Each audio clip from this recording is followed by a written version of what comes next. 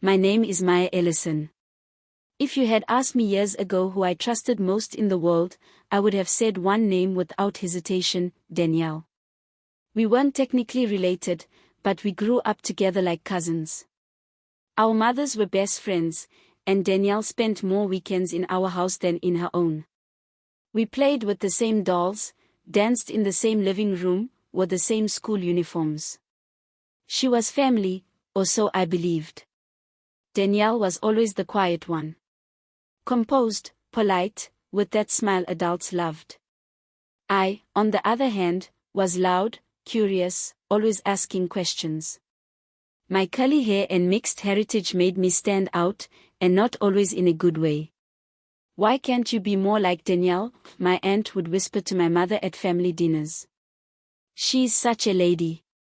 At first, it didn't bother me. Danielle was like a shadow I didn't mind. She dressed like me, picked the same subjects in school, followed my hobbies. I thought it was admiration.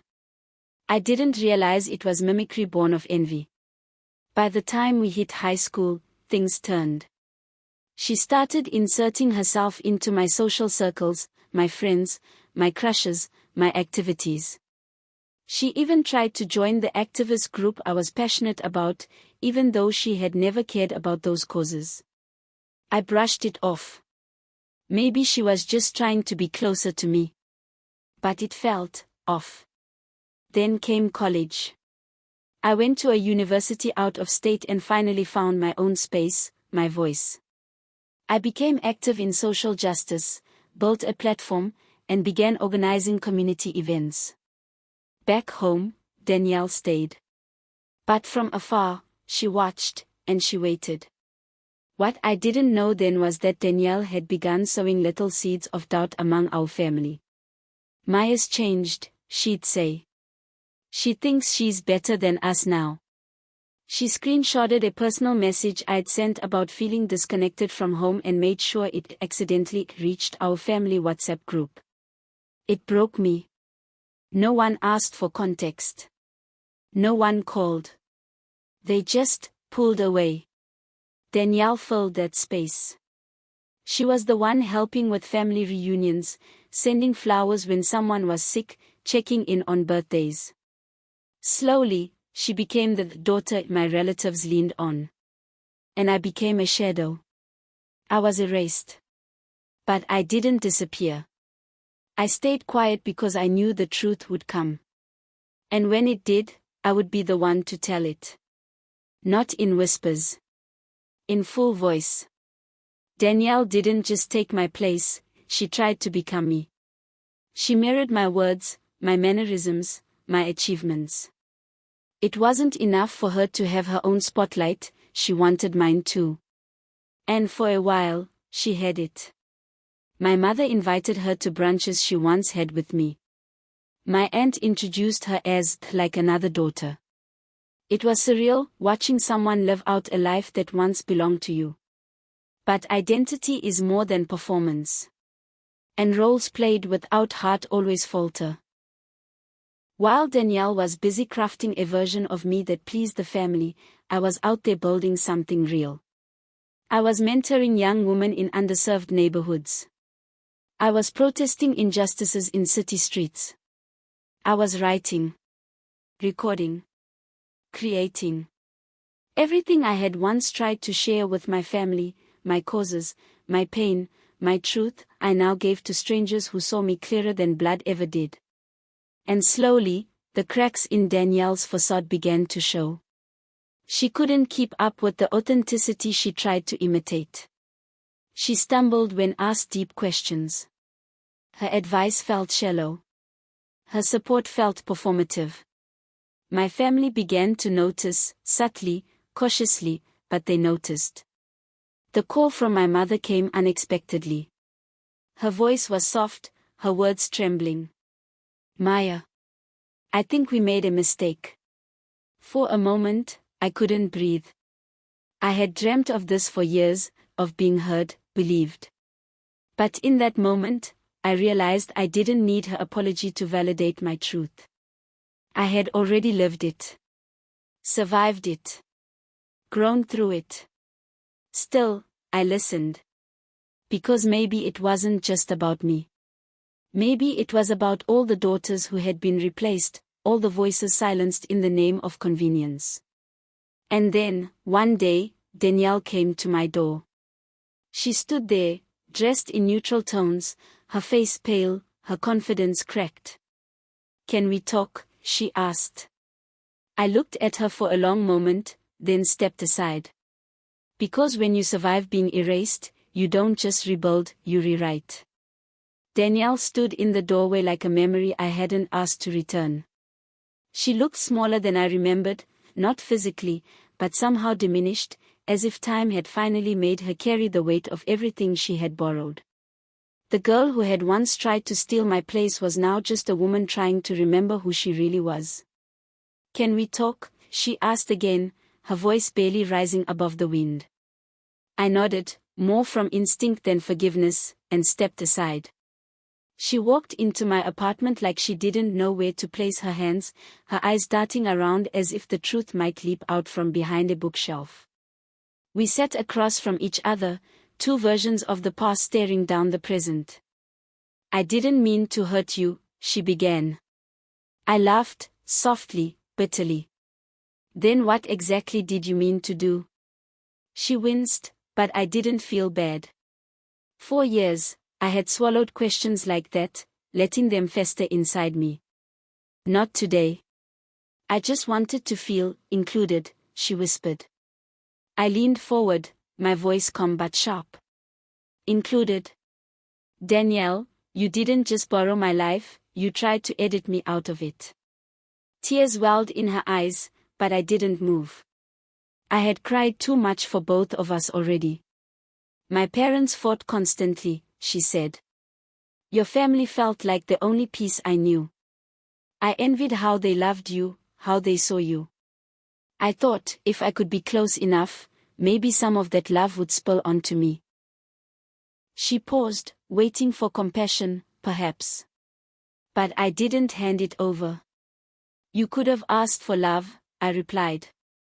"Instead, you took my voice and used it to introduce yourself." There was silence.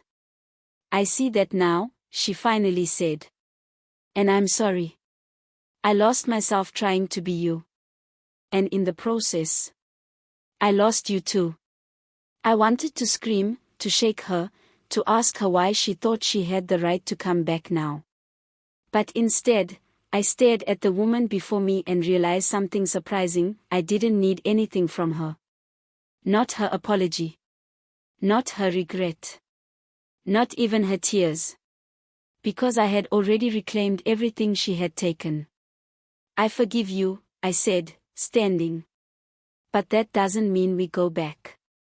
You may have stood where I stood, worn my smile, echoed my words. But the difference between you and me, Danielle, is that I built my identity from ashes, you just wore mine like a mask." She nodded, slowly rising. "I understand."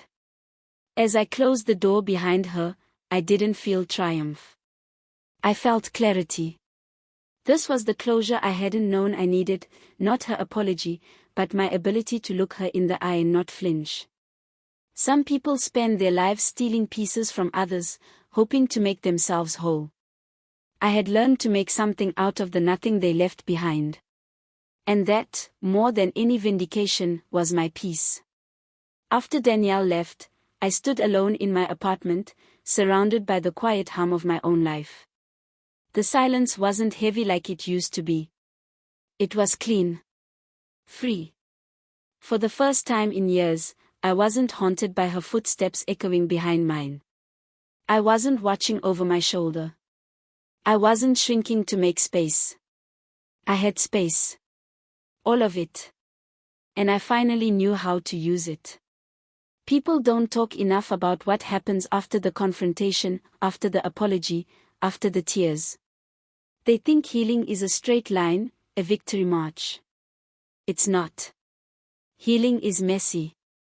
Unpredictable. It comes in waves. One moment you feel powerful, the next you're crying in the middle of the grocery store because the woman next to you laughs like your mother. But through it all, one thing remains, your voice. And mine had become unshakable. I started speaking more publicly. Not just at protests, but in community panels, in classrooms, in videos watched by thousands. I told my story, not the drama of betrayal, but the anatomy of it. How women are pitted against each other. How silence is rewarded. How truth is punished until it's louder than the lie. People listened. Really listened. Messages poured in. My cousin did this to me too. I thought I was alone. I was the Danielle in someone's life. I didn't know until now. And it hit me, this wasn't just about my story. It was about all of us. About every girl who had been made to feel like a guest in her own family. About every woman who had been mimicked, undermined, replaced, and told she was imagining it. So I created a workshop called The Voice You Own. Not just to speak, but to teach others how to take up space without apology. How to draw boundaries without guilt. How to reclaim narratives that had been twisted, warped, or stolen. We weren't victims. We were witnesses. Not of what had been done to us, but of what we had survived. I no longer avoided the old photo albums. I flipped through them and reclaimed the girl I had once been. I wrote letters to the version of me that doubted her worth. And I burned the journals that held secrets too heavy to carry anymore. Because closure doesn't always come from the other person. Sometimes it comes from lighting the match yourself. And as the smoke rose from that small metal bin on my balcony, I realized I didn't hate Danielle. I pitied her. Because while she had spent years pretending to be someone else, I had become exactly who I was meant to be. And that voice is mine now. Unborrowed. Unapologetic. Unbreakable. Everyone talks about the beginning and the end, how it started, how it finished. But what about the space in between? The pages we don't post. The days we don't document.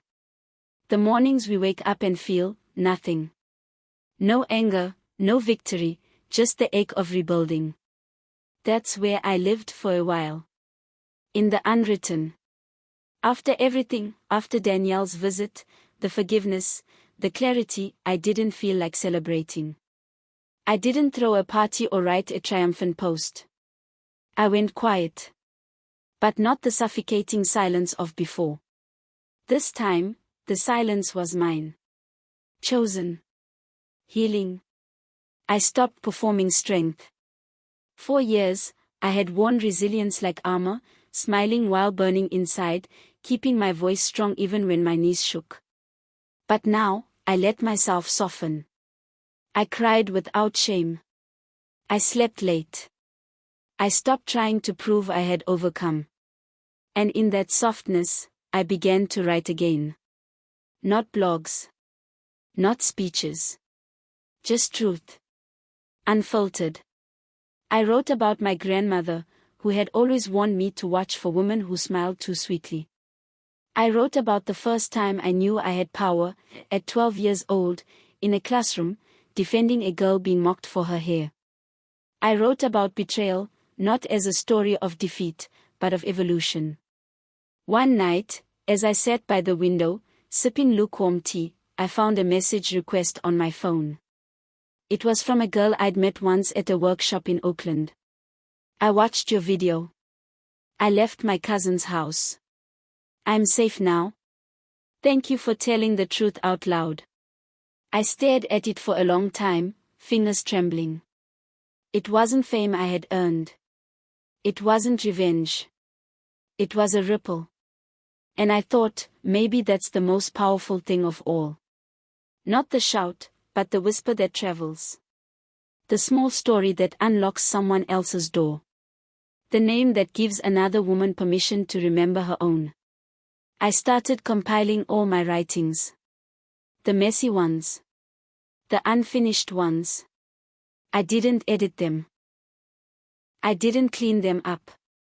I called it What's Left Unwritten and published it anyway. Raw. Flawed. Mine. It wasn't a bestseller. But it reached people who needed it. And for the first time in my life, I didn't care about being liked. I cared about being heard. Danielle. I never saw her again. Maybe she's still out there, trying to belong. Maybe she's healing, too. Maybe she's reading this right now. If she is, I'd say this. You took chapters from me, but I rewrote the ending. And there are pages now, beautiful ones, where your name doesn't appear at all. Because I don't need a villain to have a story. I just need my name. Maya Ellison. The woman I became when I stopped asking for permission to exist.